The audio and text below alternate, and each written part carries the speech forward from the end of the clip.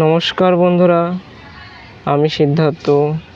Green roof Krishna চ্যানেলে আপনাদের সকলকে স্বাগত। তো এটি দেখে আপনারা সবাই অবশ্যই গাছটি চিনতেই পারছেন। এটি হচ্ছে জেড প্লান্ট। তো এটি দেখুন, একটি ছোট পাত্রের মধ্যে একটা টিফিন কারি ছিল, নষ্ট হয়ে গেছে। এই পাত্রের মধ্যে বনসাই হিসেবে লাগিয়েছি তৈরি করার জন্য। তো দেখুন গাছটি কত সুন্দর লাগছে। আর এর একটি ছোট্ট এরকম পাতা ভেঙে গেছিলো, দেখুন লাগিয়ে দিয়েছি কোনায়, এখনও দেখো বেঁচে আছে।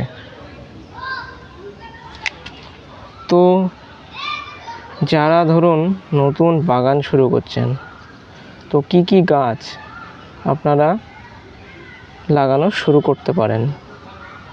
তো প্রথমে আমি রাখছি হচ্ছে অশ্বত্থ গাছ, বট গাছ, টগর গাছ, লাল জবা, এরকম নানা ধরনের। এই যে আমি যেটা লাগিয়েছি জেড প্লান্ট, আরও কিছু গাছ আছে। তো আর হচ্ছে বোগেনভেলিয়া, এরকম নানা ধরনের গাছ লাগাতে পারেন। তো আজকে আমি আলোচনা করব হচ্ছে জেড প্লান্ট নিয়ে। জেড প্লান্ট খুবই একটি নরম গাছ, খুবই একটি নরম গাছ। এরকম একটু এরকম করবেন ভেঙে যাবে। তো এর যত্ন পরিচর্যা সেরকম কিছু একটা নেই।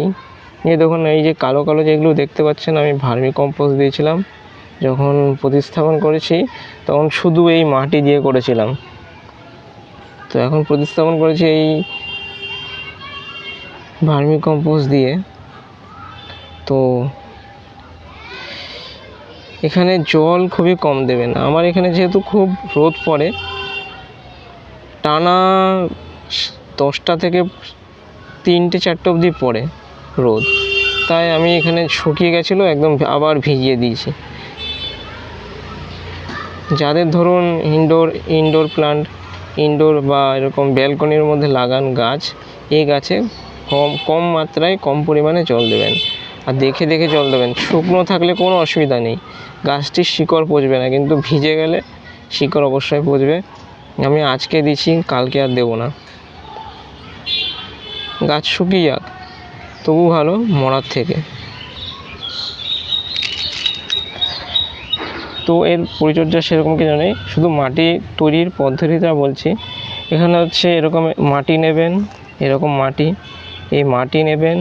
আর হচ্ছে বালি, যে কোনো বালি, হচ্ছে ধরুন ওই আমরা ঘর তৈরির যে বালি, সামুদ্রিক বালি, সেটাও ইউজ করতে পারি, বা সাদা বালি মিক্সড করে গোবর সার বা ভার্মি কম্পোস্ট,